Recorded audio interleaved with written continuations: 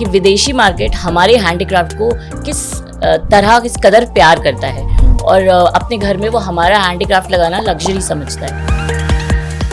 तो चाइना की पोट्री हड्डियों से बनती है? मैं लखनऊ में आपको बताती हूँ, एक चांदी की चप्पल बनाने के एक बुजुर्ग कारीगर से मिली। चांदी की चप्पल? जी, चांदी की चप्पल में हमारे पास ब्लू पॉटरी है जयपुर की, हमारे पास मार्बल का सामान है किशनगढ़ का, हमारे पास ब्रास का सामान है, जैसे ब्रास के दिया हो गए, वासेस हो गए, लैम्प्स हो गए, शैंडलियर्स हो गए।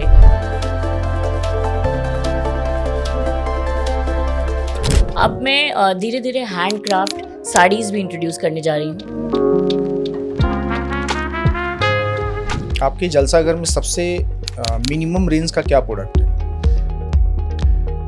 बड़ी सुंदर आप देखेंगे ब्लू पॉटरी की छोटी मछली, छोटे गणेश जी, वो हार्डली 150 रुपए के मैं बेच रही हूँ। सबसे कॉस्टली क्या है? सबसे कॉस्टली हमारे आपने कोई मिडिल मैन नहीं रखा हुआ? हमारे बाबा जो हैं वो एक्साइज सुपरिटेंडेंट थे, तो वो कहते थे कि दाल में नमक खाएं, नमक में दाल न खाएं। तो आप मुझे अपना बजट बताइए, आप आइए हमारे जलसा घर और मैं आपका कॉर्नर जो है आपके बजट में सजा दूँ। आपने एक वॉल पे एक बड़ा सा, एक बहुत बड़ी सी अच्छी सुंदर सी किसी आर्टिस्ट की पेंटिंग लगाई और नीचे एक कंसोल रखा और उस पर एक बहुत अच्छा ब्लू पॉटरी का पीस रखा, जस्ट दैट। तो उससे जो निखार आता है ना, वो छोटी छोटी चाइनीज सामान लगाने। जिस तरीके से अभी बताई उस तरीके से हमने एज्यूम भी कर लिया। आपको क्या लगता है कि जो ई कॉमर्स साइट्स हैं, इन्होंने जो हमारे हैंडीक्राफ्ट कारीगर्स हैं, देसी लोग हैं, उनको नुकसान पहुंचाया है या कुछ फायदा हुआ है? वही बैग वो 25,000 रुपए का बेच रहे हैं ऑनलाइन और वही बैग मेरे वहाँ 700 रुपए, 800 रुपए, 1000, 1,500 रुपए।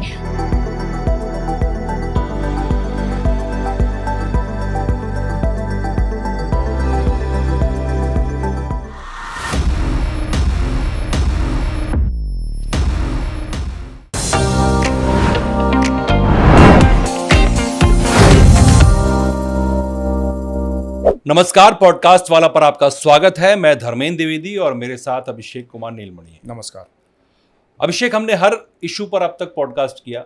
ये हमारा 80 एपिसोड ऑलमोस्ट कर चुके हैं, जिसमें हम मेडिकल पर भी किया, हमने एंटरप्रेन्योर्स से भी बात की, हमने एस्ट्रोलॉजर्स से बात की, बिजनेस पर बात की, बहुत सारा, बिटकॉइन पे भी बात। हाँ, बिटकॉइन पर भी बात की, बिल्कुल डिफरेंट हट करके। मतलब हमारा कोई एक वो थीम नहीं है, हमने हर हाँ। थीम पे कोशिश किया है लोगों को जानकारी देने की। और सबसे अच्छी बात है कि जो व्यूअर्स हैं हमारे, वो सब में हमारा सपोर्ट करते हैं। और मैं आपसे रिक्वेस्ट भी करूंगा कि आप चैनल को सब्सक्राइब करें, वीडियोस को लाइक करें, शेयर करें, कमेंट करें और सजेशंस ज़रूर दें, क्योंकि उसके बिना कभी भी इम्प्रूवमेंट नहीं होता है। तो आज हम बात करेंगे घर पर। तो हो सकता है कि ये तो आपको अजीब लगे, घर पे क्यों बात कर रहे हैं, लेकिन आज का पॉडकास्ट जो दर्शक देखेगा और आप बात करेंगे, बहुत डिफरेंट होने वाला है। तो घर तो सबका ख्वाब होता है, बिल्कुल, घर एक सपना होता है। हाँ। और घर को जब बनाने का इंसान सोचता है तो मुझे लगता है कि वो ख्वाबों में पूरा घर बना लेता है। बिल्कुल, आप अगर देखेंगे तो ख्वाब में ही पूरा घर इंटीरियर कर लेगा, बना लेगा, ईंट सजा लेगा, अंदर से सजा लेगा। तो मुझे लग रहा है कि आप घर को सजाने की बात कर रहे हैं, खूबसूरती की बात कर रहे हैं। वही है, आपका अंदाजा ठीक है। इंसान जब घर बनाता है तो अपने जीवन भर की कमाई लगा देता है, लोन ले लेता है उस ख्वाब को पूरा करने के लिए, लेकिन किसी भी तरीके से चाहता है कि वो घर, मेरा सपना जो है वो खड़ा हो जाए। इस देश में तो यही आज तक मिडिल क्लास लोगों के लिए। लेकिन अभी थोड़ा दिक्कत क्या आ गई कि लोग अपने मेकओवर पे बहुत ध्यान देने लगे हैं, घर को थोड़ा पीछे छोड़ देते हैं। कई बार जब घर के मेकओवर की बात आती है, उसको डेकोरेट करने की बात आती है, तो बजट करोना होता है। लेकिन हमारी जो आज की गेस्ट हैं, वो बहुत कम बजट में ऐसी खूबसूरत डेकोरेटिव चीज़ें हैं उनके पास में, जो आपके घर को बहुत खूबसूरत बना सकती हैं। अच्छा, हाँ। और सबसे बड़ी बात है कि वो जो ये काम करती हैं, वो मेक इन इंडिया पर काम करती हैं। जो देश के प्रधानमंत्री कहते हैं, जो बड़े बड़े नेता कहते हैं, और जो पूरा देश चाहता है कि हमारी इकोनॉमी 5 ट्रिलियन तक जाए, हमारा पैसा देश में यूज़ हो, हमारे लोगों को मिले जो काम कर रहे हैं। इसमें इनका भी योगदान है, हमारी गेस्ट का। बिल्कुल योगदान है, क्योंकि वो हैंड क्राफ्ट पर काम करती हैं। अरे वाह, तो बहुत अच्छी बात। हाँ, चाइना के इम्पोर्टेड प्रोडक्ट नहीं है वो हैंड क्राफ्ट है, पूरे देश में, पैन इंडिया वहाँ से लाती हैं। और उसको एक वो जगह है जिसको वो स्टूडियो कहती हैं। तो फिर ये काफ़ी कॉस्टली भी होगा?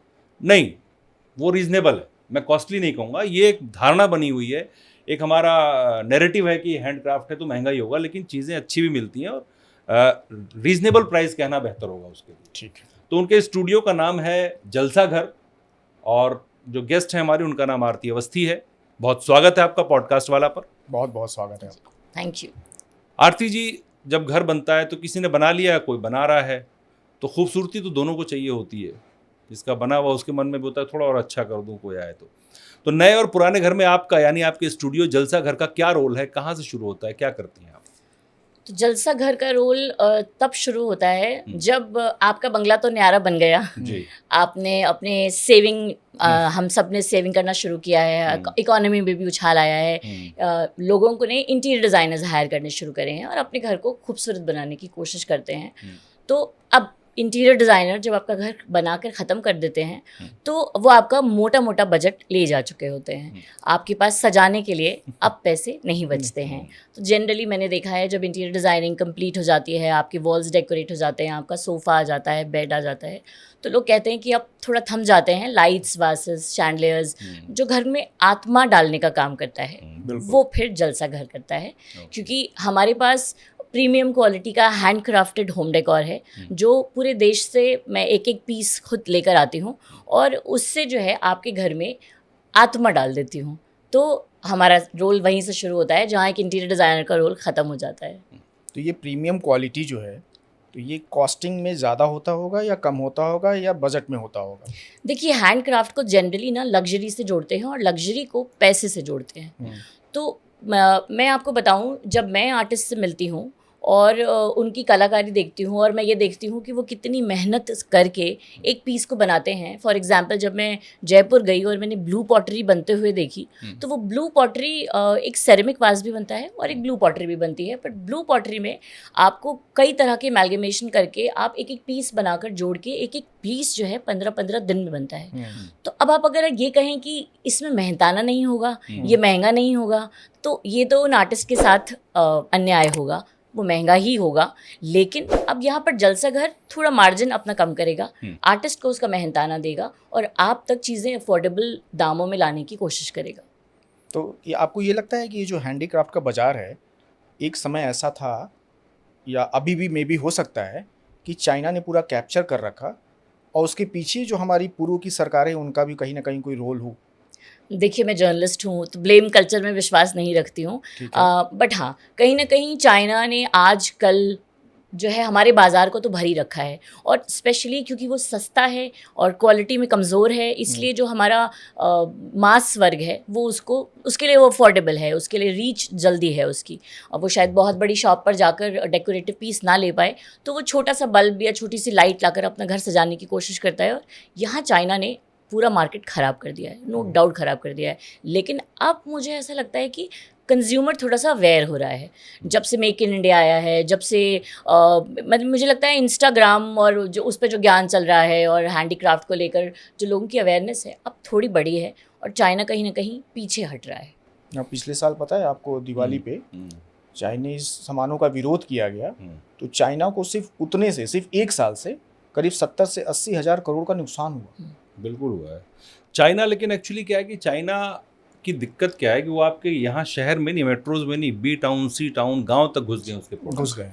और अभी फिर दिवाली आने वाली है तो अब उसके चाइनीज़ लाइट, चाइनीज़ पटाखे, चाइनीज़ दिए अभी भी बिक रहे हैं। तो आपको नहीं लगता कि ये जो हमारे कारीगर हैं, जो इंडियन हैं, उनका सब बेड़ा गर्क हो रहा है इससे भी?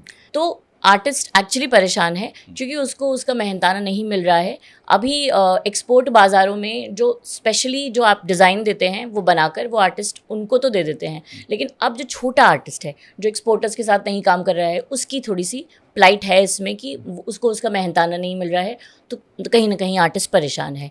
बट अभी जो कल्चरल एंटरप्रेन्योर्स आए हैं, जो कंज्यूमर्स ने अपनी अवेयरनेस शुरू करी है बढ़ानी, उससे मुझे लगता है धीरे धीरे मैं कहूँगी मेरे जैसे लोग जो आर्टिस्ट के पास पहुँच रहे हैं और उनका सामान एक मास लेवल पर लाने की कोशिश कर रहे हैं, तो कहीं ना कहीं स्थिति सुधरेगी आने वाले आप जाती हैं आर्टिस्ट के पास? जी, मैं खुद जाती हूँ।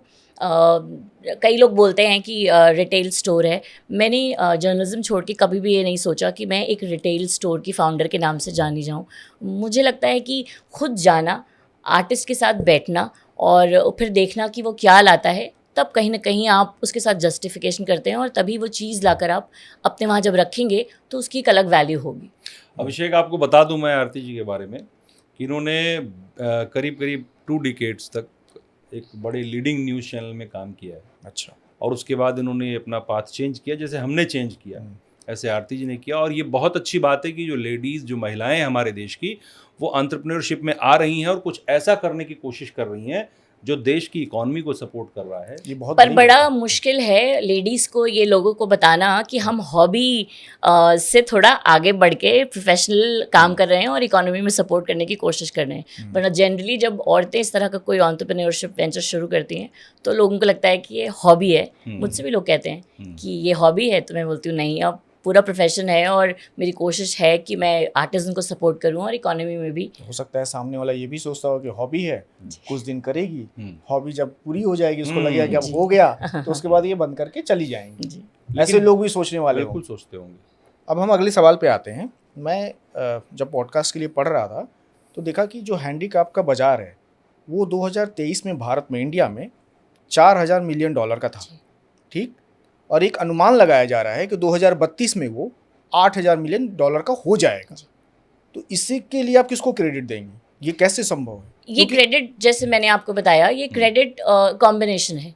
ये क्रेडिट उन कंज्यूमर्स की अवेयरनेस है जो हैंडीक्राफ्ट की तरफ अब अट्रैक्ट हो रहे हैं, जिनको समझ में आ रहा है कि विदेशी मार्केट हमारे हैंडीक्राफ्ट को किस किस कदर प्यार करता है और अपने घर में वो हमारा हैंडीक्राफ्ट लगाना लग्जरी समझता है। अच्छा। तो कंज्यूमर की अवेयरनेस, कहीं ना कहीं सरकार की कोशिश, जैसे बहुत सारी योजनाएं हैं, विश्वकर्मा योजना है, 1 डिस्ट्रिक्ट 1 प्रोडक्ट तरह की योजना है, जो आर्टिजन्स हैं उनको स्किल सिखा रहा है, जो उनको ट्रेन कर रहा है और उनका मेहनताना देने की कोशिश कर रहा है। तो उनको पहचान मिल रही है और उनको उनका ड्यू मिल रहा है। और हमारी तरह कुछ कल्चरल एंटरप्रेन्योर्स भी आए और आ रहे हैं, जो सब मिला जुलाकर कहीं ना कहीं ये मार्केट अब बढ़ रहा है। जैसे आपने कहा कि विदेश में बहुत प्यार करते हैं लोग, तो क्या जो जलसा घर है, जैसे आपका स्टूडियो है, वहाँ आप इंडियन चीज़ों को प्रमोट करती हैं, तो क्या वाकई विदेशों में इतनी डिमांड है? क्योंकि मैंने सुना है इंडियन कालीन, जो कारपेट्स हैं, उसकी बड़ी डिमांड है, या दूसरे बहुत सारे हैंडीक्राफ्ट है जिनकी बहुत डिमांड है। तो ऐसा है? आपने रिसर्च की होगी? बिल्कुल बिल्कुल है। यूरोप में और मिडिल ईस्ट में इतना हमारे हैंडीक्राफ्ट को लेकर इतना पैशन है कि यहाँ का कालीन, यहाँ का पीतल का सामान, यहाँ की ब्लू पॉटरी, यहाँ का चिकनकारी, यहाँ का बनारसी, जरदोजी, ये सब कुछ इतना उन लोगों के लिए एकदम एक ख्वाब जैसा है। और जब वो ये सब चीज़ें लाके अपने घर में रखते हैं तो वो एक्चुअली अपने आप को ना एक आर्ट लवर और लग्जरी से रिलेटेड चीज़ें लाकर उनको लगता है कि अब हमने अपना घर सजाया है। तो वहाँ मुझे नहीं लगता कि चाइना की इतनी पहुँच है, वहाँ इंडियन हैंडीक्राफ्ट की बहुत ज़्यादा डिमांड है। तो ऐसा क्या रहा कि अगर हमारे इतने लोग पसंद करने वाले हमारे प्रोडक्ट को, बाकी चीज़ों को, तो हम उस लेवल पे काम नहीं कर पाए जिस लेवल पे चाइना ने काम किया? हमारे यहाँ तो पूरा चाइना घुस गया, हम अपनी चीज़ छोड़ दी। और मुझे तो यही पता पड़ता है कि चाइना जो पॉटरी बनाता है, जो भी चीज़ वो बोन्स से बनती है। ऐसा है क्या? जी, चाइना की क्रॉकरी, और सबसे बड़ी बात चाइना की ये है कि आप उसको आइडेंटिफाई नहीं कर पाएंगे आप, बड़ा मुश्किल है। वो सिर्फ हमारे जैसे लोग या फिर कोई कारीगर हड्डियों से बनते हैं सर। जी, जो एक्चुअली बना रहा है वो ही जान सकता है कि इसमें और एक्चुअल कारीगरी में क्या अंतर है। अब जैसे बनारसी साड़ी की बात कर लेते हैं, अब लूम पर साड़ियाँ बनने लगी हैं, वो भी फैब्रिक भी बाहर से आने लगा है, इवन एम्ब्रॉयडरी भी बाहर से होने लगी है। तो कुछ ऐसी चीज़ें हैं, जैसे अगर आप बनारसी साड़ी लेंगे तो उसका जो ये वाला हिस्सा होता है वो जब हाथ से बनी हुई आपकी इस तरह की साड़ियाँ होंगी जी, तो वो आपको बहुत ही अनइवन लगेगा। अगर कोई पैटर्न बनाया जा रहा है, जैसे बाटिक है, अगर वो पैटर्न छापा जा रहा है तो उसमें अनइवननेस है, क्योंकि कहीं ना कहीं हाथ से कारीगर एक एक छापा लगा रहा है, आपकी पूरी साड़ी को अपने हाथ से तैयार कर रहा है। और वहीं जब आप मशीन की बात करेंगे तो वो सब कुछ इतना इवन होगा। तो कहीं ना कहीं यहाँ से हमें पता चलता है कि ये चीज़ें नकली हैं और ये चीज़ें असली हैं। तो चाइना की पोट्री हड्डियों से बनती है?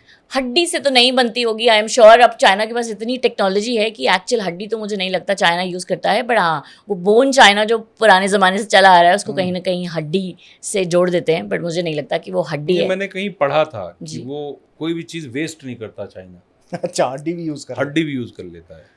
तो मतलब बहुत ट्रस्टवर्दी कंट्री You तो never है नहीं। know. जी, you never चाइना know. भरोसा तो कर नहीं सकते आप जी। कि क्या बना के आपको जी। दे देगा, और क्वालिटी तो इतनी घटिया होती है जिसको जी। कहने की जरूरत नहीं नहीं, है। अब यहाँ पर मैं एक बात और बोलना चाहूँगी, चाइना ऐसा नहीं है कि सिर्फ ख़राब क्वालिटी का ही सामान बना रहा है। अच्छा। अब चाइना में हर तरह की क्वालिटी का सामान बन रहा है, डिपेंड करता है कि आप उससे क्या उम्मीद करते हैं। अच्छा। एक बहुत ही क्राफ्टमैनशिप भी मिल जाएगी चाइना में, पर उसका दाम आपको देना पड़ेगा। तो कहीं ना कहीं आपको लगता है कि मतलब थोड़ा सा इधर उधर चलता है, आप सस्ता सामान लाके और यहाँ मास को बेच सकते हैं।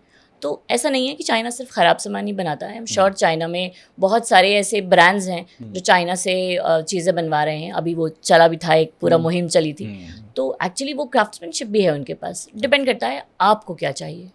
तो हम इंडियन मेंटेलिटी वाले लोग लेके ही वैसे ही आ रहे हैं क्या, सस्ता सामान? हाँ, शायद क्योंकि यहाँ पर फिर वही मैंने कहा कि लग्जरी को, हैंडक्राफ्ट को पैसों से तोल दिया गया है। अब क्राफ्ट्समैनशिप थोड़ी सी तो महंगी होती है क्योंकि उसमें इतनी मेहनत है, इतनी कारीगरी है, आप कैसे उसको सस्ते दामों में एकदम निकाल देंगे। तो कहीं ना कहीं आपको एक मिडिल मैन हटाना होगा, आपको अपना थोड़ा मार्जिन कम करना होगा।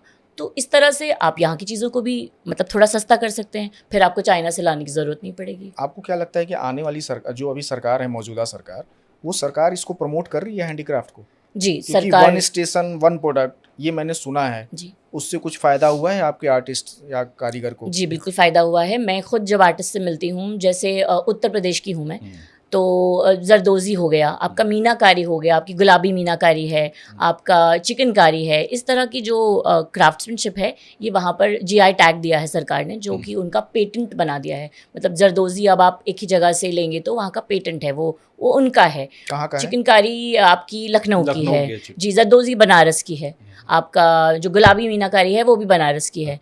तो उस तरह की चीज़ों से क्या होता है ना, उनको एक मोटिवेशन है, दूसरा फिनेंशियल सपोर्ट भी है। बहुत सारी ऐसी योजनाएं हैं, विश्वकर्मा योजना है, जहां सरकार आर्टिजन्स को स्किल भी सिखा रही है। उनको फिनेंशियली माइक्रो फाइनेंस कंपनियां हैं जो उनको मदद भी कर रही हैं फिनेंशियली, और साथ में जो वो आर्टिजनशिप है वो कहीं ना कहीं मतलब बढ़ के अब आ रही है लोगों में थोड़ा थोड़ा। लेकिन आपको पता होगा, बनारस में बनारसी साड़ी जो बनाते थे जी, वो पूरे कारीगर, एक जो पूरा एक मोहल्ला था, वो ख़त्म होने के कगार पे आ गया था। जी, अब मुझे नहीं पता कि आज के हालात क्या हैं, लेकिन आप भी जर्नलिस्ट रही, आपको पता होगा कि बीते 10 साल पहले उनकी हालत क्या हो गई थी। जी, और सूरत के पूरे मार्केट ने उस पर कब्जा कर लिया था। जी, आज भी लोग ये आरोप लगाते हैं, लेकिन धीरे धीरे मैं फिर से देख रहा हूँ कि जो बनारसी साड़ियाँ हैं वो मार्केट में आ रही हैं, और वहाँ जो कारीगर हैं उनको प्रोत्साहन मिला हुआ है। हाँ, तो इसके पीछे क्या है? इसका मेरे ख्याल से यही है रीज़न, जो मुझे समझ में आता है कि हम जो पढ़े लिखे लोग हैं, जिन्होंने अभी थोड़ी रिसर्च की है, जो हैंडीक्राफ्ट को थोड़ा सा समझने की कोशिश अब कर रहे हैं, वो कंज्यूमर जो है ना, वो उस तरह के प्रोडक्ट को अब चाहता है। तो वो एक्चुअली जाके बनारस से बनारसी साड़ी लाकर पहनना अपने आप में एक प्राउड की फीलिंग समझता है। अब मैंने कॉटन की साड़ी पहनी है, इसमें कुछ हाथ का काम है, तो मुझे लगता है कि ये एक गर्व की बात है कि मैंने किसी के हाथ। अब आपको याद है बचपन में जब हम ये कोई भी हैंडीक्राफ्ट है? जी, ये हैंडीक्राफ्ट है, ये कॉटन है, इसमें थोड़ा सा टसर सिल्क का टच है। तो अब बचपन में कहाँ से बनाई है? जी, ये साड़ी कोलकाता की है।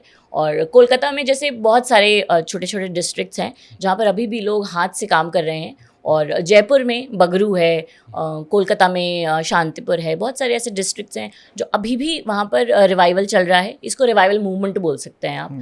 वो लोग वापस से फिर से बहुत बड़े लेवल पर काम कर रहे हैं, और कहीं ना कहीं इसमें विदेशी भी मतलब शामिल हैं, क्योंकि उनको हमारी चीज़ें इतनी पसंद हैं कि यहाँ से एक्सपोर्ट बढ़ा है इन सब चीज़ों का। अच्छा, एक्चुअली क्या है अभिषेक की, बहुत सारे हमारे यहाँ सिल्क जो है, एक टाइम में सबसे महंगा सिल्क पूरी दुनिया में इंडिया का होता था, जिसके लिए सिल्क रूट तक है बना आज हुआ। भी भी है, और कई जगह था, जैसे चंदेरी सिल्क है, चंदेरी की है, आप भागलपुर सिल्क है, बनारस में भी काम होता है सिल्क। साउथ में चले जाओ, साउथ में कितना साउथ के सिल्क का सिल्क काम, कितने केरला, कांचीपुरम, जहाँ कांजीवरम की साड़ियाँ, वो सब कुछ खत्म हो गया था। लेकिन ये अच्छा है कि गवर्नमेंट इस पे एफर्ट कर रही है, और आप जैसे लोग जो अगर इस चीज़ को प्रमोट कर रहे हैं तो बहुत अच्छी बात है। अब बात करते हैं आपके स्टूडियो जलसा घर पर। इसका आइडिया कहाँ से आया, कब सोचा आपने? आप जर्नलिज्म कर रही थी, अचानक से आपको एंटरप्रेन्योरशिप का कैसे लगा कि मुझे ये करना चाहिए? और मॉडर्न लाइफ जो आज की डेट में है, जो जी रहे हैं हम लोग क्लास 1 सिटीज़ में, क्लास 2 में, उसका क्या रोल है इसमें? देखिए, जर्नलिज्म में मैंने 22 साल जो है फीचर शोज़ बनाए हैं। तो मैंने ऑलमोस्ट पूरा देश ट्रैवल किया, वहाँ के कल्चर को समझा, वहाँ के लोगों से मिली। और लेकिन क्या होता था ना, शूट पे जाती थी और अपना शूट ख़त्म करती थी, थोड़ा देखती थी कि अब जैसे मैं चेन्नई गई तो इमारतें इतनी खूबसूरत हैं वहाँ पर, इतना आर्टिस्टिक, लोग रोम और फ्रांस की बात करते हैं, बट हमारा चेन्नई में आप जब उतरेंगे स्टेशन से तो आपको देखेंगे कि बड़ी सुंदर सुंदर स्ट्रक्चर्स बने हुए हैं, और वो हेरिटेज अभी भी वैसे का वैसे ही मतलब उन्होंने रिवाइव करने की कोशिश की है। ऐसे बहुत सारे शहर थे, तो मैं बस जाती थी, शूट करती थी और चली आती थी। और थोड़ा घर सजाने का शौक़ मुझे भी था, बीइंग अ लड़की, मुझे लगता था कि घर थोड़ा सजा हुआ हो और अच्छे से हो। तो फिर जब फर्स्ट मेरा इनिंग मुझे लगा कंप्लीट हो गया, बस जर्नलिज्म से मुझे जो कुछ भी मिलना था वो मिल गया, मेरी स्टोरी टेलिंग की ख्वाहिश पूरी हो गई और मेरा ट्रैवल करने का सपना पूरा हो गया। तो मुझे लगा कि अब जो है वो आगे बढ़ने का समय है। और सबसे अच्छा मुझे यही लगा कि इन जगहों पे मैं दोबारा जाऊं, इनकी कला और इनके आर्टिस्ट से दोबारा मिलूं, इनसे 1 to 1 बैठूं। एक्चुअली सच बताऊं तो मन तो ये था कि सेल्फ हेल्प ग्रुप शुरू करती और इंडिविजुअल लेवल पर इन आर्टिस्ट के साथ काम करती, उनके बच्चों को थोड़ी पढ़ाती, खुद ही पढ़ाती और उनको थोड़ा, लेकिन अब क्योंकि इंडिविजुअल लेवल पे काम कर रही हूँ तो कहीं ना कहीं फिनेंसेस बीच में आते हैं। तो मुझे लगा कि पहले आर्टिस्ट से उसका सामान लाकर डिस्प्ले करके और उसको बेचकर थोड़ा सा लोगों में मतलब अवेयरनेस फैलाकर यहाँ से शुरू करती हूँ। फिर धीरे धीरे मैं खुद ही सेल्फ हेल्प ग्रुप बनाकर लोगों को खुद ही स्किल करवाने की कोशिश करूँगी, सरकार से मदद मांगूंगी, मैं जितना कर सकती हूँ मैं करूँगी। और बस। ये कब शुरुआत आपने कब की? जी, मैं बहुत नए हैं हम अभी उस बाज़ार में, मुझे करीब 8 महीने हुए हैं शुरू करे हुए। तो मैंने खुद ट्रैवल किया और मुरादाबाद, जोधपुर, किशनगढ़ और आपका लखनऊ, जहाँ से जो भी मुझे फर्स्ट चैप्टर समझ लीजिए, अभी तो पूरा देश जाना थोड़ा मुश्किल है। आप खुद को कल्चरल एंटरप्रेन्योर क्यों कहती हैं? कल्चरल एंटरप्रेन्योर तो एक शब्द दिया हुआ शायद इसी सोशल मीडिया का है। आप अपने आप को भी मानती हैं? जी, एंटरप्रेन्योरशिप देखिए बेसिकली क्या है ना कि कुछ नया आप जो है समाज को देने की कोशिश करते हैं। तो वो एंटरप्रेन्योर जो होता है वो बेसिकली कुछ नया देने की कोशिश करता है, कोई नया स्टार्टअप खोलता है, कोई नया वेंचर चलाता है जिससे समाज की कुछ प्रॉब्लम्स को हम सॉल्व कर सके। तो कल्चर में मुझे यही लगता है कि कहीं ना कहीं जो आपने बोला कि हैंडीक्राफ्ट कहीं ना कहीं नीचे जा रहा है।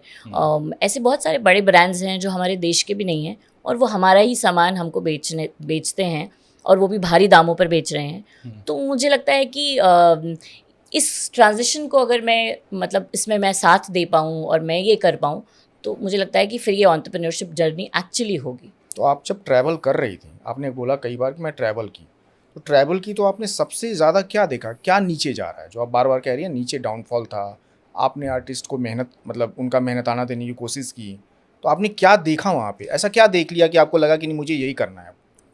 आर्टिस्ट देखिए ना, स्किल्ड तो बहुत हैं, उनके पास रिसोर्सेज नहीं हैं। हमें आप अगर मेरे स्टूडियो में जाएंगे तो आपको बहुत ही चमकदार शैंडलर्स दिखेंगे और चमकते हुए चारों तरफ आपको मतलब आर्टिफैक्ट्स दिखेंगे। लेकिन जब आप उसी आर्टिस्ट से उसके घर पे मिलने जाते हैं जहाँ वो काम करता है, आप जाते हैं तो आपका मन वाकई में थोड़ा मतलब परेशान हो जाएगा, क्योंकि उनको ना तो स्थितियाँ वैसी मिल रही हैं और ना ही नॉर्म्स हैं इस तरह के, ऑर्गेनाइज्ड वे में वो लोग काम नहीं कर रहे हैं। लेकिन बहुत खुश हैं। मैं लखनऊ में आपको बताती हूँ, एक चांदी की चप्पल बनाने के एक बुज़ुर्ग कारीगर से मिली। अच्छा। तो मैंने उनसे पूछा, चांदी की चप्पल? जी, चांदी की चप्पल। तो मैंने उनसे पूछा कि ये चांदी की चप्पल आप बनाते हैं, अब मुझे तो नहीं लगता कि ये कोई पहनता है। तो वो इतने खुश थे, इतने गौरवान्वित होकर मुझे बता रहे थे कि, और जबकि बहुत ही मतलब आपको अगर दिखाऊं उनका बहुत साधारण से उसमें बैठे हुए थे और अपनी पत्नी के साथ तो कुछ आर्ग्यूमेंट भी चल रही थी चप्पल को लेकर।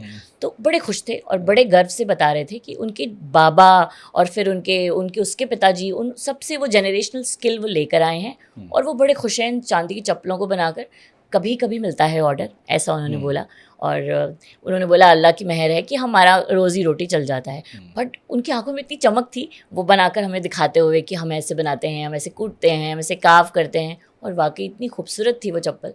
तो मुझे लगता है कि बस थोड़ा सा अगर ये बेहतर कर पाएँ हम तो फिर मतलब बहुत अच्छा लगेगा। फिर शायद वो पीस हम घर में भी रखेंगे तो मन में कहीं गिल्टी नहीं होगी। तो आपको लगता है कि जिन बुजुर्ग से आप मिली उनका अगला जनरेशन मीन्स उनके बेटे या उनके पोते वो इसको फॉलो कर रहे हैं या कर पा रहे हैं? नहीं, बहुत सारे ऐसे आर्टिस्ट से मैं मिली जिन्होंने मुझे बताया कि अब थोड़ा सा जो आगे की जनरेशन है, क्योंकि पैसे उतने नहीं मिलते हैं उनको, तो वो कहीं ना कहीं वो स्किल लूज़ हो रही है। जैसे अभी मैं गई थी लैंडोर, वहाँ पे लेदर की चप्पल जो है, एक व्यक्ति हैं वो छोटी सी बहुत दुकान लेके बैठे हैं और वो खुद बनाते हैं। तो लेदर के ऐसे ऐसे शूज़ वो बनाते हैं, मतलब आपको लगेगा ही नहीं कि किसी बड़ी कंपनी से नहीं बना हुआ है, इतना फाइन क्राफ्ट्समैनशिप है उनके हाथ में। 3-4 लोगों के साथ बना रहे थे, तो उन्होंने मुझसे यही बोला कि अब हम तो बना रहे हैं क्योंकि हमें शौक़ है, हमें लगता है कि ये हमारी क्राफ्ट है, हम बना रहे हैं, लेकिन जो मेरा बेटा है वो अब थोड़ा सा फिनेंशियली और मजबूत होना चाहता है, तो अब वहाँ कहीं ना कहीं फिर वो स्किल सीखता नहीं है। तो फिर तो वो ख़त्म हो जाएगा। जी, मुझे लगता है कि फिर उस तरह की स्किल्स वहाँ पर उस जनरेशन के बाद ख़त्म हो जाएंगी। तो उन्हीं को अगर हम थोड़ा सा सपोर्ट कर दें और स्किल करके और थोड़ा मेहनताना उनको एक्स्ट्रा दे सके तो मीन्स यही कोशिश आप लोगों की है। जी, आप जैसे लोगों की या जितने भी कल्चर एंटरप्रेन्योर हैं, उनकी कोशिश यही है जी, इन लोगों को मेहनताना देके और इनकी मिडिल मैन को ख़त्म किया जाए, सोर्सिंग एजेंट्स को ख़त्म किया जाए। डायरेक्ट जो भी अपना इस तरह का अगर कल्चर को रिवाइव करने की कोशिश कर रहा है तो वो खुद जाए। और उनके पास ढेरों डिज़ाइंस हैं, उनके पास मतलब डिज़ाइनर की कमी नहीं है। सिर्फ डिज़ाइनर शाहपुर जट में और बम्बई में नहीं बैठे हुए हैं, वो खुद डिज़ाइनर्स हैं, खुद कलाकार हैं।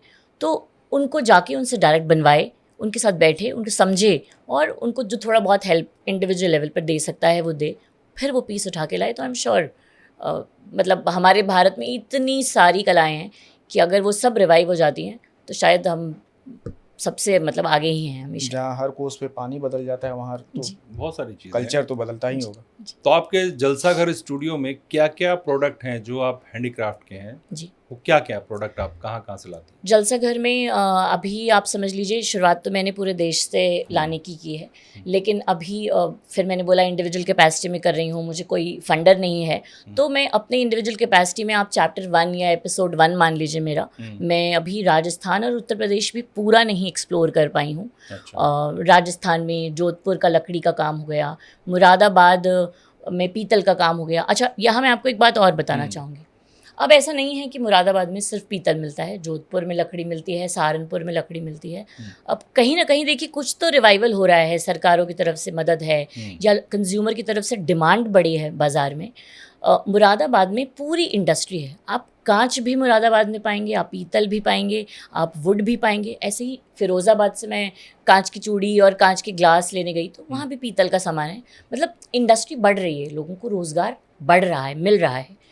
तो कुछ फ़र्क पड़ा है। जी, बिल्कुल फ़र्क पड़ा है। मैंने ट्रैवल करके यही देखा कि जहाँ वो चांदी की चप्पल बनाने वाले थोड़े से मुसीबत में काम कर रहे थे, पर उनकी जो होप थी, आई एम श्योर वो उनको भी कहीं ना कहीं मदद करेगी आगे बढ़ने में। और ये सारी इंडस्ट्रीज़ जो हैं हर जगह अवेलेबल हैं।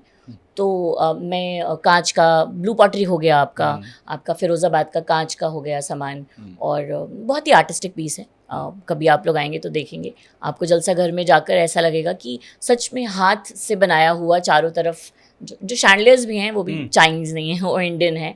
एक एक हाथ से कारीगर बनाया हुआ, उतना ही भारी फार्नोस आपको दिखाई पड़ेगा और फिर बड़ा गर्व फील होता है कि यार ये हाथ से बनाया है। क्या क्या प्रोडक्ट है उनका, पूछना ये था कि क्या जी, क्या प्रोडक्ट है? में हमारे पास ब्लू पॉटरी है जयपुर की, हमारे पास मार्बल का सामान है किशनगढ़ का, हमारे पास जो ब्रास का सामान है, जैसे ब्रास के दिया हो गए, वासेस हो गए, लैम्प्स हो गए, शैंडलियर्स हो गए, और आजकल कैंडल का बहुत चलन चला है। तो फिरोज़ाबाद से हम हैंड पोर्ड ऑर्गेनिक जो वैक्स की कैंडल्स हैं, जिसमें कोई केमिकल नहीं है, उस तरह की कैंडल्स हैं हमारे पास। तो अभी पहले लेग में हमने इतना ही सामान लिया है। अब हमारा दूसरे लेग में हमारा ये है कि हम आगे जाएंगे और हम पेंटिंग्स पर काम करेंगे। किशनगढ़ बहुत अच्छी जगह है राजस्थान में जहाँ अच्छी पेंटिंग्स बनती हैं हैंड, तो हम उन पेंटिंग्स को इंट्रोड्यूस करेंगे। वैसे तो किशनगढ़ मार्बल के लिए फेमस है अपने शायद। हाँ, मतलब बेसिकली उड़ीसा की जो उड़ीसा की पेंटिंग्स हो गई, जो बंगाल हो गया, जहाँ का भी जो भी क्राफ्ट है, मैं कोशिश करूँगी कि वो अपने वहाँ ला कर रखूँ। और हाँ, अब मैं धीरे धीरे हैंड क्राफ्ट साड़ीज़ भी इंट्रोड्यूस करने जा रही हूँ। अच्छा। जो बिल्कुल हैंड क्राफ्टेड है। क्या कीमत होगी अगर किसी एक की जानना चाहेगा? जयपुर का बगरू आप कह रही हैं, क्या कीमत होती होगी, क्या रेंज होता होगा? जी देखिए, रेंज में यहाँ पर ऐसा होता है जिसमें जिस लेवल की कारीगरी है उसकी रेंज वैसे ही बढ़ जाती है, क्योंकि आर्टिस्ट अब जैसे चिकनकारी है, चिकनकारी में अगर पूरी साड़ी चिकनकारी से भरी हुई है, उसका बॉर्डर में भी चिकन है, अगर उसके पल्ले में भी चिकनकारी पूरी करी हुई है और वो भी हैंड क्राफ्टेड है, उस साड़ी को बनने में 10 से 15 दिन लग जाते हैं। तो उसका दाम ऊपर चला जाता है। वो साड़ी 5,000, 10,000, 20,000 की भी हो सकती है। और वही साड़ी में अगर आपको चिकनकारी पहननी है और थोड़े पैसे भी कम खर्च करने हैं तो हम कोशिश करेंगे कि उसकी इस तरह से चिकनकारी दें कि आपको फील भी हो कि हम चिकनकारी पहने और आपको 2000-2500 की रेंज में भी साड़ियाँ मिल जाए। मिनिमम रेंज में वही जाना चाहता कि एक रेंज क्या होता होगा। जी, तो 2000-2500 से शुरू होकर साड़ियों की फिर कारीगरी की कोई लिमिट नहीं है, फिर तो आप 50,000 तक की साड़ी भी खरीद सकते हैं। अच्छा जी, साड़ी के लिए तो 2,500 रुपये कोई ज़्यादा नहीं है, मुझे लगता है चिकन अगर हैंडीक्राफ्ट जी है तो बहुत हैंडीक्राफ्ट अच्छा है। बिल्कुल हैंडीक्राफ्ट है, इसलिए मैं सोचा हैंडीक्राफ्ट अगर 2000-2500 में लोगों को मिल रहा है तो वही बहुत बड़ी बात जी, है। और यहाँ पर आर्टिस्ट का भी कोई पैसा नहीं मारा जा रहा है। जी। तो आप कई जगह घूमी होंगी देश में, जैसे छत्तीसगढ़ में धोखरा कला वाले हो गए, आप ब्लू पॉटरी की बात कर रही हैं, आप फिरोज़ाबाद में जो ग्लास मेकर्स हैं उनकी बात कर रही हैं, या आप बनारस के वुड का काम है या सहारनपुर का है। तो आपने कहा चीज़ें बदली हैं पहले से बहुत, तो वहाँ के जो कारीगर हैं क्या वाकई में बदलाव हुआ है या क्या हालत है उनकी? मतलब कोई और कहानी हो आपके पास? हाँ, ऐसी किसी परिवार की कहानी जिससे मिली हो आप? नहीं, जैसे मैंने आपको बताया चांदी की चप्पल वाले जो बुजुर्ग मिले थे मुझे, वो थे तो बहुत अच्छी कंडीशन में नहीं, लेकिन कहीं ना कहीं उनकी कारीगरी उनको मेहनताना भी दे रही थी और उनको ऑर्डर्स भी आ रहे थे, लोग पसंद कर रहे थे और उनका घर अच्छा चल रहा था और बड़ी होपफुल थी उनकी आंखें कि हमने उनसे कहा कि आप बहुत कमा तो नहीं पाते होंगे, तो उन्होंने बोला नहीं हम बहुत अच्छा कमा लेते हैं और अल्लाह ने हमें जितना भी मतलब वो दिया है हम उसमें संतोष करते हैं और जो चीज़ें हम बना रहे हैं उसको बनाकर भी हम बड़ा गर्व महसूस कर रहे हैं और कोशिश ये करेंगे कि हम अपने आने वाली जनरेशन को भी सिखाएं और इस कला को आगे बढ़ाएं। आपके जलसा घर में सबसे मिनिमम रेंज का क्या प्रोडक्ट है? हमारे पास ब्लू पॉटरी के कुछ फ्रिज मैग्नेट्स हैं। आपने देखा होगा फ्रिज मैग्नेट का बड़ा चलन है। हाँ, लोग जब विदेश जाते हैं ना तो वो एक बिल्कुल। दूसरे के लिए सुवेनियर के रूप में फ्रिज हाँ। मैग्नेट्स लेकर आते हैं। लोगों की फ्रिज पूरे मैग्नेट से भरी होती हैं। तो बड़ी सुंदर आप देखेंगे ब्लू पॉटरी की छोटी मछली, छोटे गणेश जी, वो हार्डली 150 रुपए के मैं बेच रही हूँ और मैं लाई भी बहुत मतलब बहुत सस्ता, तो मुझे भी वो नहीं मिला है। आप हमारे लिए तो लेके आई नहीं होंगी। ज़रूर लेकर आऊँगी और आपको दिखाऊंगी और बड़े सुंदर पीसेस हैं और अच्छा। उसमें उसी तरह से मेहनत है। ऐसा नहीं है कि अगर मछली बनी है तो तो आपको वो पूरा सब हैंडीक्राफ्ट है, आप ये सब बता रही हैं? हैंडीक्राफ्ट है। और 150 रुपए में? जी, वाइन के कॉक्स हैं जो कि जिन पर सेरेमिक का पूरा काम हो रखा है ऊपर, और वो कॉक्स हैं। आपकी वाइन बॉटल में से जब एक बार कॉक चला जाता है तो वाइन खराब हो जाती है, बिल्कुल। तो वाइन लवर्स के लिए उसमें कॉक हैं जो कि सेरेमिक से बने हुए हैं। तो ऐसे सुंदर छोटे आइटम हैं जो 150, 200, 199 से शुरू हो जाते हैं। सबसे कॉस्टली क्या है? सबसे कॉस्टली हमारे शैंडलियर्स हैं क्योंकि वो हैंड क्राफ्टेड हैं और फिरोज़ाबाद से हम खुद जाके सोर्स करके लाए हैं। तो पर फिर भी जब आप भागीरथी जाएंगे और आप किसी बड़े स्टोर में जाएंगे तो आपको शैंडलियर्स कोई भी ना 1,00,000-1,50,000 रुपये से कम का शैंडलियर मतलब। हाँ। और आपका क्या रेंज है? जी, मेरा मैक्सिमम जो शैंडलियर जाता है वो 20,000 तक का जाता है, जिसमें कि आपको बहुत ही बस बड़ा मतलब पीस मिलेगा और बहुत अच्छी कारीगरी वाला पीस। 20,000 रुपये में। जी। हम उसकी पिक्चर यहाँ लगाएंगे जो। हाँ, जो प्रोडक्ट हैं, जो फ्रिज मैग्नेट हैं या जो शैंडलियर हैं, उनको दिखाना ज़रूरी है। जरूरी आपको। कि जलसा घर में क्या क्या मिलता है और जी। क्यों जाना चाहिए। आप एंटरप्रेन्योरशिप कर रही हैं इसकी, तो इसका जो आपका हैंडीक्राफ्ट है इसका प्राइस कैसे तय होता है? मतलब क्या जो कारीगर है उसका हिस्सा नहीं मरता, उसको किस रेशो में मिलता है? एक प्राइसिंग कैसे होती है इसकी? देखिए, जब मैंने शुरू किया था तो मैंने यही सोचा था कि कुछ विदेशी कंपनियां हैं जो हमारा हैंडीक्राफ्ट बेच रही हैं अच्छा। देश में और काफ़ी फेमस हैं। लोग बड़ा गर्व फील करते हैं उनका सामान लेकर आने में और काफ़ी महंगा देते हैं वो, क्योंकि मुझे पता है अब कि बगरू से अगर मैं एक साड़ी लाती हूँ और वो मैं कितने की एक मिडिल क्लास से लेकर हर क्लास को वो साड़ी पहुँचा सकती हूँ, जो कि उनका टैग लगने के बाद बहुत महंगा हो जाता है। तो मेरी प्राइसिंग बेसिकली ऐसे है कि मैं आर्टिस्ट को पहले तो जो वो मांगता है ओब्वियसली वो मैं उनको दे देती आपने हूँ। कोई मिडिल मैन नहीं रखा हुआ? मैंने कोई मिडिल मैन नहीं रखा, मैं खुद ट्रैवल करती हूँ, खुद जाती हूँ और वहाँ से एक एक पीस जो मुझे मेरी पसंद में फ़िलहाल जो मुझे अच्छा लगता है वो मैं लेकर आती हूँ। और यहाँ पर भी प्राइस बस उतने ही रखती हूँ जिसमें हमारे बाबा जो हैं वो एक्साइज सुपरिटेंडेंट थे। अच्छा। तो वो कहते थे कि दाल में नमक खाएं, नमक में दाल न खाएं। तो हमारी कोशिश ये है कि ठीक है, हम भी कमाएंगे, हम भी आगे बढ़ेंगे, सबका सपना होता है। बट हाँ, पहले उसको थोड़ा पॉपुलर करें, एक छोटा सा ब्रांड जलसा घर को बनाएं जहाँ की लोगों को सुंदर सामान और छोटा सा ब्रांड नहीं, बड़ा सा ब्रांड बनाइए जी। आप उसको, हमारी ये ख्वाहिश है। बिल्कुल, इंशाल्लाह। और उस तरह से तो हमारी प्राइसिंग बस इस तरह से है कि आर्टिस्ट को भी मिले और कुछ हमारा भी जो हमारा खर्चा है महीने का वो चले, और लेकिन लोगों तक चीज़ फैले, हमारा ब्रांड बढ़े, लोगों के घरों तक वो सामान पहुंच जाए। ऐसा ना हो कि बहुत महंगा है, उस शॉप से तो हम नहीं ला सकते हैं जाकर, तो हमारे पास है, आप आइए। नहीं, लेकिन आपने जितने प्राइसेस जो बताए हैं अभी तक, मुझे नहीं लगता कि बहुत महंगा है, क्योंकि एक शैंडलियर आप लेते हैं जा करके कहीं अच्छी मार्केट में तो बहुत कॉस्टली है। छोटा सा शैंडलियर जो होता है वो 10,000 15,000 रुपए का आता है, आराम से छोटा मिलता सा। है, बिल्कुल। मैंने अभी कहीं लिया था, ऑनलाइन लिया था, छोटा शैंडलियर वो 8,000 10,000 रुपए का था ऑलमोस्ट। तो मुझे लगता है कि प्राइसिंग बहुत ज़्यादा है आपकी, और अच्छा है आप एक मेक इन इंडिया के लिए सपोर्ट कर रही हैं, ये बड़ी बात है।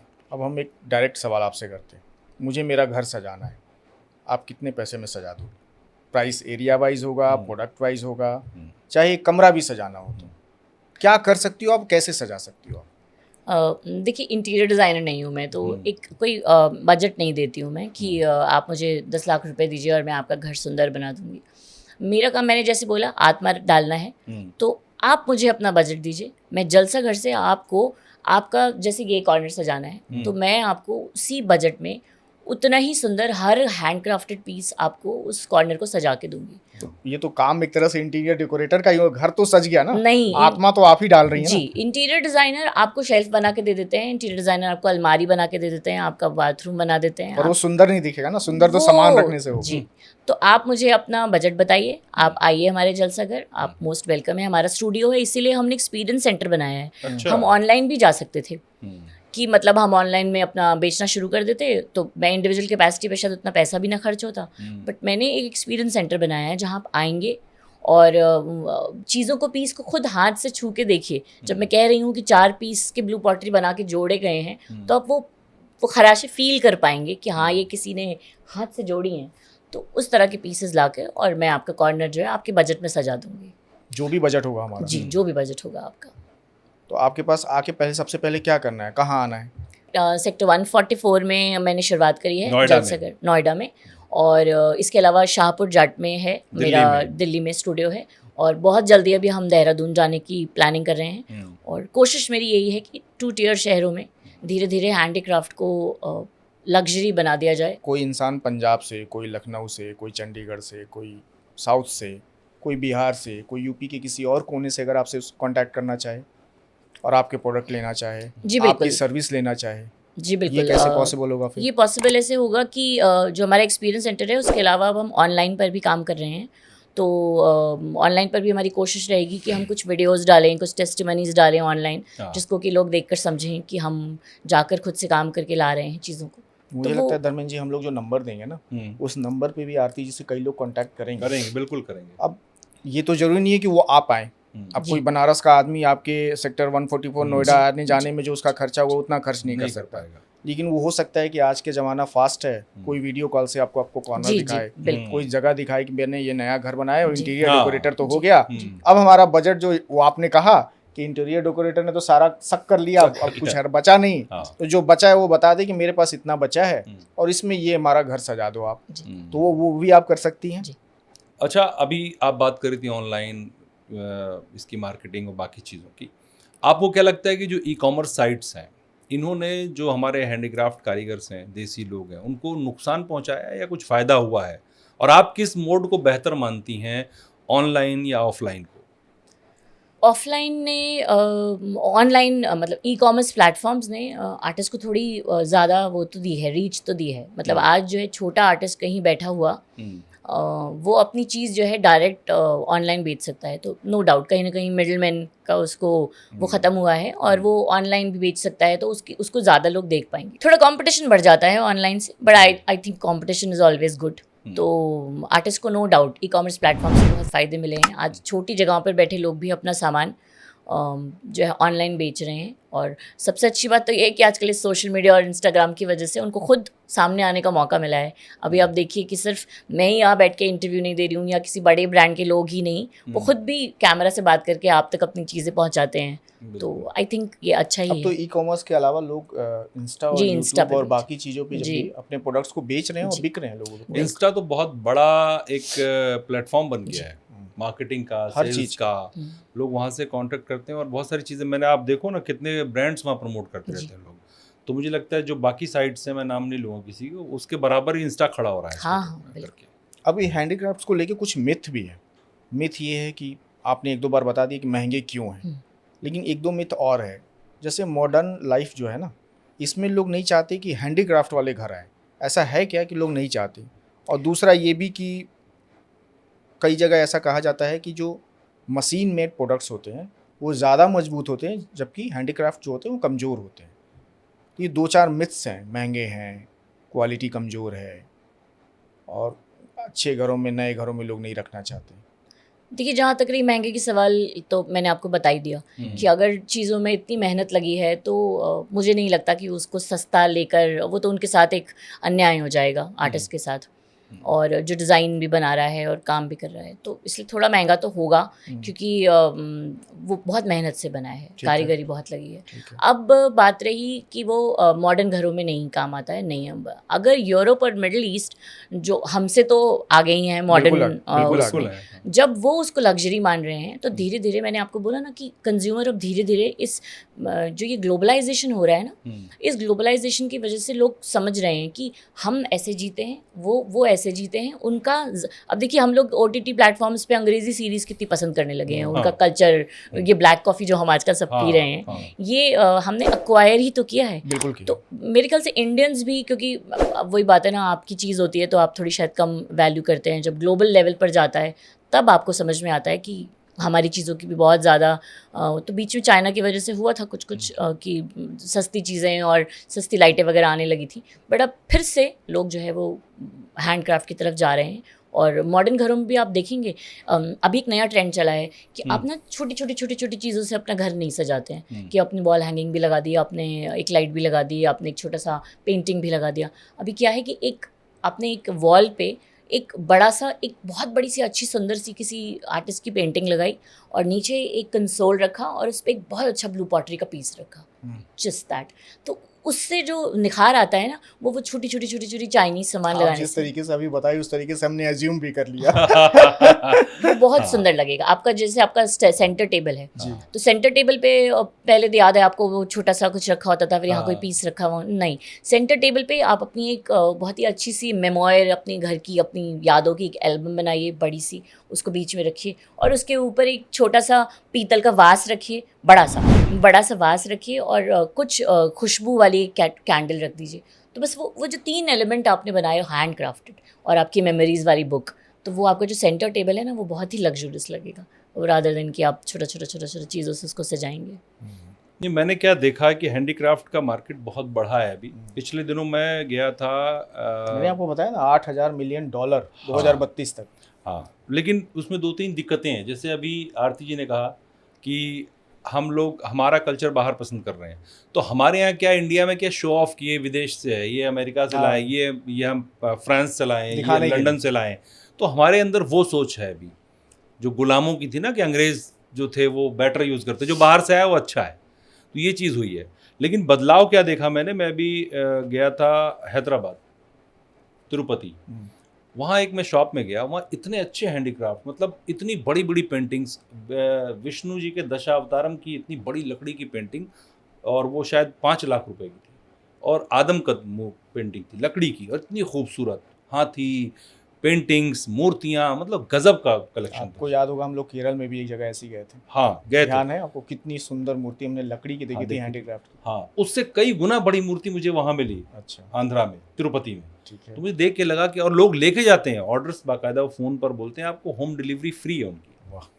तो बहुत सारी चीज़ें। खैर, बात करते हैं, आप खुद को कल्चरल एंटरप्रेन्योर भी कहती हैं, तो आजकल की जो यंग जनरेशन है उसको क्या कहेंगे? क्योंकि जेन जी, जेन अल्फ़ा, ये कल्चर से मुझे लग रहा है कोसों दूर होते जा रहे हैं। मेरा भी 18 साल का बेटा है, और उसकी फ्रेंड्स हैं।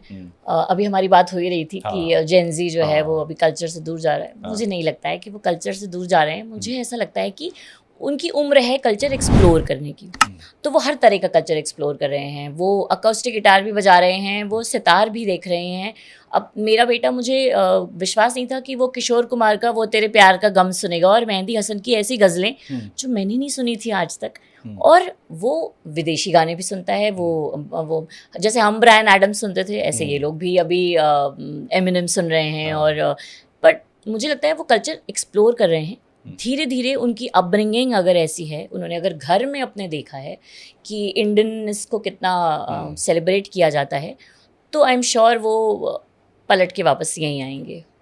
तो उनको थोड़ा वक्त देने की ज़रूरत है। जजमेंट नहीं करना चाहिए कि नई जनरेशन में ऐसा नहीं है वैसा नहीं है। आई थिंक वो एक्सप्लोर कर रहे हैं, उनको थोड़ा वक्त देना चाहिए, उनको एक्सप्लोर करने दीजिए। मतलब आप भरोसा कर रही हैं कि वो एक्सेप्ट करेंगे, वो रूट्स से पे लौट कर आएंगे, आई एम श्योर लौट कर आएंगे। लेकिन हम जज नहीं कर रहे, क्योंकि हमने ऐसे देखा है कि बीइंग ए जर्नलिस्ट हम लोग रहे हैं, तो देखा है कि किस तरह से चीज़ें डेविएट हो गई हैं। जो जेंजी है बेसिकली, जनरल अल्फ़ा तो छोटा ही है अभी, बहुत जेंजी लोग कैसे बहुत परेशान हो गए, डिप्रेशन में आ गए लोग। रिलेशन में जाते हैं वहाँ परेशान है, जॉब में जाते हैं वहाँ परेशान है, शॉर्टकट्स चाहिए लाइफ में आगे बढ़ने के लिए। तो इस सब चीज़ों को, तो उसमें मुझे लगता है कि उसमें आपकी जो कल्चर होता है ना, फैमिली का अपब्रिंगिंग, वो ज़्यादा इम्पॉर्टेंट है। बहुत ज़्यादा इम्पॉर्टेंट है। मैं फिर यही कहूँगी, मेरे घर में भी मेरी इसी बात पे थोड़ी सी बनती नहीं है, लोगों से ओपिनियन मैच नहीं करते हैं कि उन्हें लगता है कि मैं अपने बेटे को बहुत खुला हाथ दिया हुआ है मैंने, और वो बहुत चीज़ें एक्सप्लोर कर रहा है जिसमें मैं उसको टोकती नहीं हूँ। पर मुझे कहीं ना कहीं लगता है कि हर जनरेशन को लगता है कि वही बेस्ट थी और आगे आने वाली जनरेशन जो है वो ख़राब है। आप शायद, मुझे याद है हमारे पेरेंट्स भी हमें बहुत डांटते थे और कहते थे कि हमारे वहाँ ऐसा होता था, जब जीन्स शुरू हुई, टॉप्स शुरू हुए, तो कहा गया कि नहीं हमारे वहाँ तो सूट ही पहना जाता है। बट क्या हमने जीन्स पहना तो हम कल्चर से दूर हो गए? नहीं, दूर हो गए। अगर हमने कुछ चीज़ें ऐसी एक्सप्लोर करी, अंग्रेज़ी गाने सुने, तो मेरा फेवरेट आज भी किशोर कुमार है। तो ऐसा नहीं है, मुझे लगता है हर जनरेशन को लगता है वो ज़्यादा समझदार है, आने वाली जनरेशन थोड़ी सी नासमझ है, डिवेट हो रही है, पर ऐसा बिल्कुल नहीं है। आप यकीन मानिए ये जनरेशन बहुत इंटेलिजेंट है, बहुत इमोशनल है, और बस शायद सिर्फ यही है कि वो थोड़ा एक्सप्लोर कर रहे हैं, उनको थोड़े वक्त की ज़रूरत है, थोड़े एक्सपीरियंसेस जैसे ही वो गेन करेंगे, आई एम श्योर वो रूट्स पर लौट जाएंगे। आपका रोल, आपके जलसा घर का रोल, या फिर हैंडीक्राफ्ट का रोल हमारी संस्कृति को बचाने में है? हम संस्कृति को बचा रहे हैं?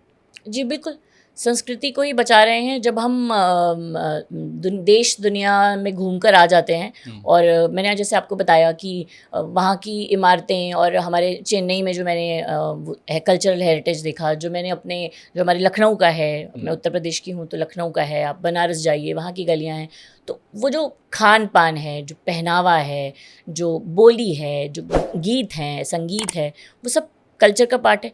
तो कहीं ना कहीं वो सब कुछ जलसा घर आपको देता है। अच्छा, जलसा घर के बारे में मैं एक बात आपको बता दूं, it's not a retail store कि आप आएंगे और सामान देखेंगे और चले जाएंगे।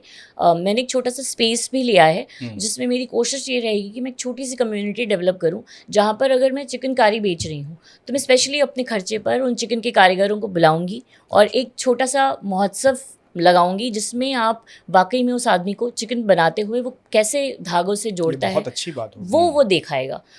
जैसे अगर कोई आर्टिस्ट है जो, जैसे ब्लू पॉटरी हो गई, तो ब्लू पॉटरी में पूरा तो चाक वगैरह लाने की बड़ा मुश्किल है, लेकिन कोशिश ये रहेगी कि बने बनाए आइटम्स जो हैं वो आए यहाँ पर। जैसे क्वार्ट्स पाउडर है और आपका मुल्तानी मिट्टी है, और इस तरह की चीज़ें वो बनाकर थोड़ा सा प्रिपेयर करके लाएं, और यहाँ आपको एक छोटा सा ही पीस, जैसे वो मैंने बोला फ्रिज मैग्नेट है, वो आपको यहाँ बना कर दिखाएं। तो उससे क्या होगा ना कि वो आप जब उसको देखेंगे बनते हुए, तब आप उससे इमोशनली कनेक्ट होंगे, और तब शायद फिर आप उसे खरीदेंगे भी। आप सोचिए कितनी अच्छी बात होगी। आप हमने भी कई चीज़ें नहीं देखी, आपने भी नहीं देखी होंगी, हमारे बच्चों ने भी नहीं देखी होंगी, बच्चों ने तो नहीं ही देखी। अब लकड़ी के खिलौने, लट्टू बनते हुए, लकड़ी के खिलौने बनते हुए, मधुबनी पेंटिंग्स बनते हुए, अगर ये आपने अगर शुरुआत की तो मुझे लगता है कि इससे बेहतर कुछ नहीं होगा। लोग समझेंगे कि आखिर में इसको बनाने में कितनी मेहनत लगती है, और अगर थोड़ी सी प्राइसिंग ज़्यादा है तो क्यों है, और ये कितने खूबसूरत हैं कि अगर इनको आप घर में रखें तो कितने अच्छे लगते हैं। आपको पता है जब हम लोग छोटे थे तो एक लकड़ी का ऐसे आता था, झुनझुना, आज वो उसी कोई और रूप ले लिया उसने, लेकिन इतनी आवाज़ उसकी इतनी अच्छी होती थी। आज भी मैं कहीं गया था तो लेके आया था उसको हैंडीक्राफ्ट बाजार से ही, उसकी आवाज़ बहुत अच्छी है। उस झंझन झन से जो है उसकी आवाज़ बहुत ज़्यादा अच्छी है। उस पर तो देश में कहावतें हैं, लोग कहते हैं झुनझुना थमा दिया, किसी को डेविएट करने के लिए आपने झुनझुना थमा दिया।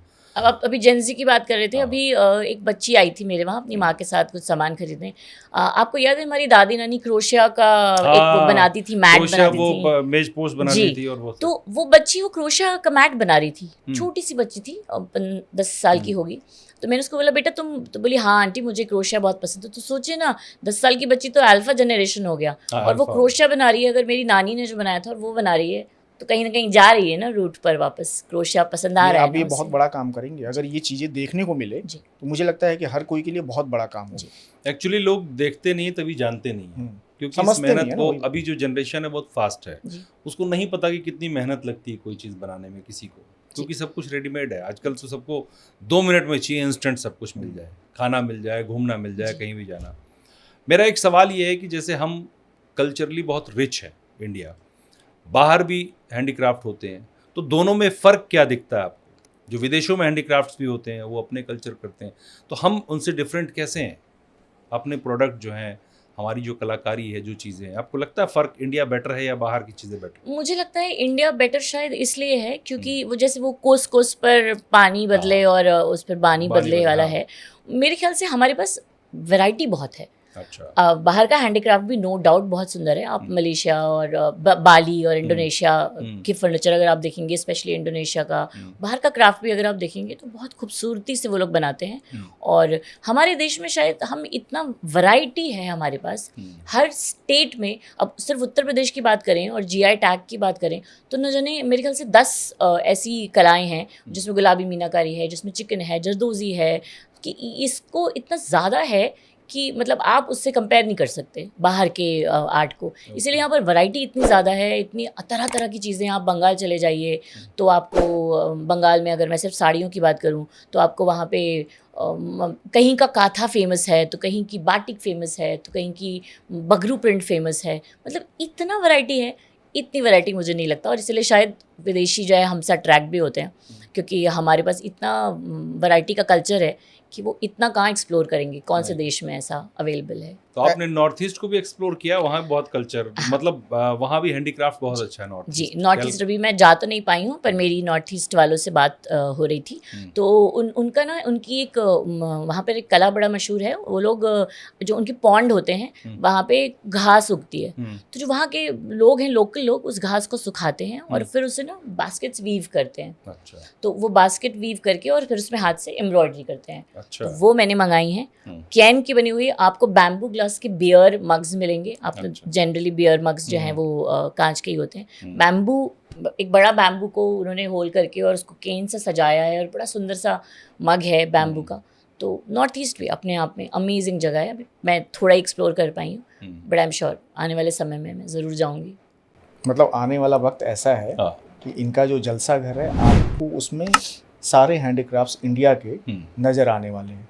वो जैसे आपने अच्छा, यहाँ एक सॉरी, यहाँ पर एक बात मैं वही वाली बताना चाहूँगी कि कैसे जलसा घर अलग है और कैसे मैं ऐसा क्या कर रही हूँ। हैंडीक्राफ्ट मैं तो वही भी जानना चाह रहा हूँ। बहुत सारे लोग कर रहे हैं। हाँ। अब वो जो बास्केट है उसको मैं नाम नहीं लूँगी उन डिज़ाइनर का। वो बास्केट जो है उस डिज़ाइनर ने अपने ऑनलाइन प्लेटफॉर्म पे डाली हुई है। वो काफ़ी बड़े डिज़ाइनर है हमारे देश के। उन्होंने उसमें उस वो जो केन की बास्केट है उस घास वाली, उसमें उन्होंने एक लेदर का स्ट्रैप लगाया हुआ है। कुछ एम्ब्रॉयडरी डिफरेंट है और कुछ कुछ अच्छे उसके जो है वो लगा दिए हैं, चेन वगैरह लगा दिए हैं। वही बैग वो 25,000 रुपये का बेच रहे हैं ऑनलाइन और वही बैग मेरे वहाँ 700 रुपये, 800 रुपये, 1000, 1,500 रुपये।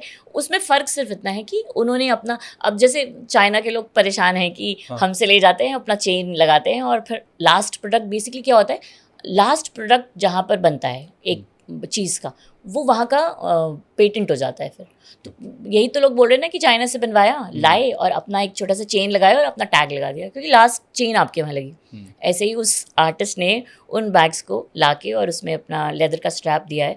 मैं आपको दिखाऊंगी, आप मतलब विश्वास नहीं मानेंगे कि वो 25,000 का पर्स लोग खरीद रहे हैं क्योंकि वो डिज़ाइनर का है।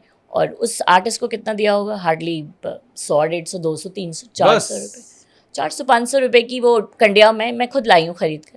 तो मैं यहाँ डबल प्राइस में बेच देती हूँ क्योंकि मैं वहाँ जा रही हूँ, ला रही हूँ, मुझे भी कमाना है, मैं भी कमाऊँगी तभी आगे कुछ कर पाऊँगी। लेकिन ये तो एक्सप्लॉयटेशन है एक तरह से। एक्सप्लॉयटेशन ही है, एक्सप्लॉयटेशन है, या फिर समझ लीजिए कि डिज़ाइनर्स में भी कहीं ना कहीं अपने प्रोडक्ट को लेकर इतना दम्भ है कि भैया हमने बनाया, इस चीज़ को हमने एक्सप्लोर किया है तो हम उसका मनमाना रेट लेंगे। नहीं, मनमाना रेट आप लो, आपके ग्राहक हैं, आप लो रेट, लेकिन कुछ तो आपको शेयरिंग करनी चाहिए उस इंसान के साथ में जो मेहनत कर रहा है। जी। आप 25,000 ले रहे हो, उसको आप 5,000 तो दे सकते हो, आप 2,000 तो दे सकते हो उसको। ऐसे बहुत सारे वैसे डिज़ाइनर्स हैं, ऐसे बहुत सारे लोग काम, जी ऐसे लोग ज़्यादा आगे नहीं जा पाते जो किसी का हक मारते। हाँ, नहीं जा पाते, बिल्कुल सही बात है। वो कोई हमारे यहाँ गेस्ट आए थे, उन्होंने ये भी बताया था कि आप किसी का हक अगर मारते हैं ना, कुछ दिनों के लिए आप चमकते हैं, आपको लगता है मैं चमक रहा हूँ, मैं चमक रहा हूँ, मैं चमक रहा हूँ, लेकिन आपका फीकापन कब आने लगेगा आपको आइडिया ही नहीं लगेगा। आप कब फीके होते जाओगे, कब किसी और परेशानियों में उलझ जाओगे, आपको आइडिया नहीं लगेगा। किसी का हक नहीं मारना चाहिए। अगर आप 25,000 ले लो तो सही बात है, कम से कम दशांश तो दे दो, हाँ। कुछ मत दे दो, 2,500 दे दो, लेकिन आप उसको अगर 250 रुपये दे के आ रहे हो तो ये तो गलत है। ऐसी बहुत सारी चीज़ें हैं। मैंने एक इंटरव्यू किया था एक बार, फीचर शोज़ बना रही थी मैं, तो एक इंटरव्यू किया था, फिर से ब्रांड का नाम नहीं लूँगी, और उनके ओनर से मिली थी, वो इजरायली थे। अच्छा। और मुझे देखकर बड़े खुश हो गए। मैंने सिल्वर के छोटे से ऊँट पहने हुए थे, बड़े खुश हो गए, बोले अरे बड़ा सुंदर है। तो मैंने कहा आप ले लीजिए। तो बोले बस इंडियंस की ना मुझे यही बात बहुत पसंद है, वो देने में बड़ा विश्वास रखते हैं। तो मैंने मन में सोचा कि हमारा ही सामान अब हमें ही बेच रहे हैं, और बस थोड़ी तारीफ कर देते हैं और चले जाते हैं, और बड़े बड़े ब्रांड बना के बैठे हैं। तो तब तो खैर नहीं सोचा था ये सब करूँगी, पर हाँ अब लगता है कि अब मैं लाऊंगी और दूंगी लोगों को, और बताऊंगी कि देखिए ये थोड़े कम पैसे में भी आप सजा सकते हैं। तो ये हैंडीक्राफ्ट में नकली बाजार भी आया हुआ है क्या? मतलब नकली इन द सेंस की, हाँ, जैसे साड़ियों में लूम है, जैसे मैंने जैसे बताया आपको बनारस की साड़ियों में बेसिकली क्या है कि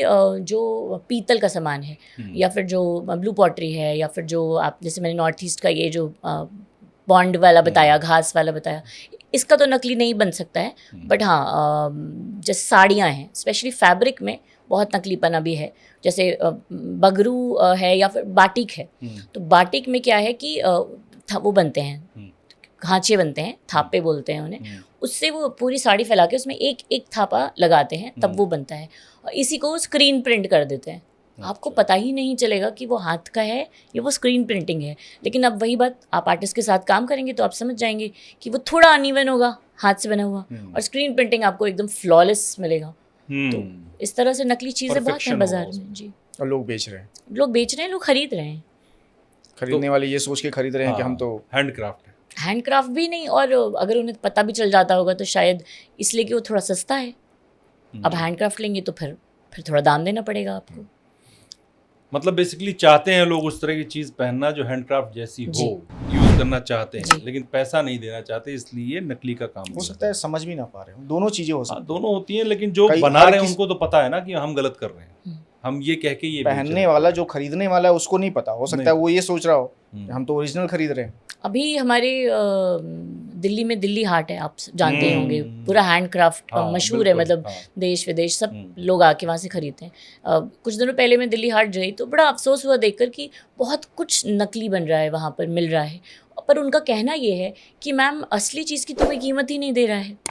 तो फिर हमें लगता है कि अब हम इतनी दूर से आ रहे हैं, मान लीजिए कोई भागलपुर से आ रहा है साड़ियाँ लेकर, तो वो बेचारा यहाँ रह रहा है, अपना खर्चा कर रहा है और अपनी साड़ी लेकर आ रहा है, और फिर नहीं बिक रही है, तो वो फिर क्या करते हैं, वो थोड़ा सा उसको ट्विस्ट करते हैं और कम दामों में बेच के, तो लोग समझते हैं हाँ भागलपुर का स्टॉल है, भागलपुर की साड़ी है, कम दामों में खरीद लेते हैं। तो आपने कहा कि विदेशी जो है बहुत पसंद करते हैं, आपने एक इजराइल वाला जो एग्जाम्पल भी दिया, तो क्या मैं देख रहा हूँ कि आपका जलसा घर का स्टूडियो दुबई और फ्रांस और बाकी गल्फ कंट्रीज में खुलने वाला है, जो विदेशियों को इंडियन कल्चर से रूबरू करवाए? वो ऑलरेडी रूबरू हैं, दुबई में तो बहुत ज़्यादा डिमांड है, इसीलिए मैंने पूछा। जी, एक्सपोर्ट का बहुत है, हमारा सोचना है कि हम एक्सपोर्ट में जाएं, और एक्सपोर्ट में जाने से ये होगा कि एक तो ऑब्वियसली ग्लोबलाइजेशन होगा, हमारा सामान वहाँ और पसंद किया जाएगा, और बाकी ये है कि हमारी भी ग्रोथ होगी इससे। हम देश विदेश में जाएंगे, हमारे आर्टिस्ट भी, जैसे आने वाले समय में अगर मैं कुछ 100 आर्टिस्ट को भी अपने साथ जोड़ लूँ और उन 100 आर्टिस्ट का सामान बनाऊँ और वहाँ ले जाऊँ, तो आई एम श्योर वो 100 आर्टिस्ट की लेवल जो है वो यहाँ से यहाँ हो जाएगा। लेकिन मुझे ऐसा लगता है जैसे आपकी सोच है ना, आप ज़रूर जोड़ेंगी, और मैं बस इतना अपील करूँगा आपसे, चाहूँगा आपसे कि आप हर स्टेट के जो भी हैंडीक्राफ्ट वाले लोग हैं, जो बहुत निचले स्तर पर जा चुके हैं, जिनके सामान, जैसे आपने चांदी के चप्पल वाला एक काम बताया, अगर वो लोग आगे आएँ, उनके सामान को आप सामने लेके आएँ, तो वो ज़्यादा बेहतर होगा, ज़्यादा अच्छा होगा। ये हमारी अपील होगी पॉडकास्ट वाला की। मैं जा भी इसीलिए रही हूँ कि मैं उनसे बात भी कर सकूँ। मेरे इंस्टा पेजेस पे कुछ टेस्टिमनीज भी हैं ऐसे आर्टिस्ट की जो बात कर रहे हैं अपनी चीज़ों की, जिससे आपको लगे कि हाँ देखिए वहाँ से बना के लाए हैं, तो फिर उनको थोड़ा सा तो आपको देना पड़ेगा। अब मैं चाहता हूँ कि जाते जाते आप, मेरा आखिरी सवाल है, जो आपका जलसा घर है उसकी तरफ से हमारे जो व्यूअर्स हैं अपने आइटम्स के बारे में, जो प्रोडक्ट है उसके बारे में कुछ बताएं, जो चाहती हूँ आप बताना।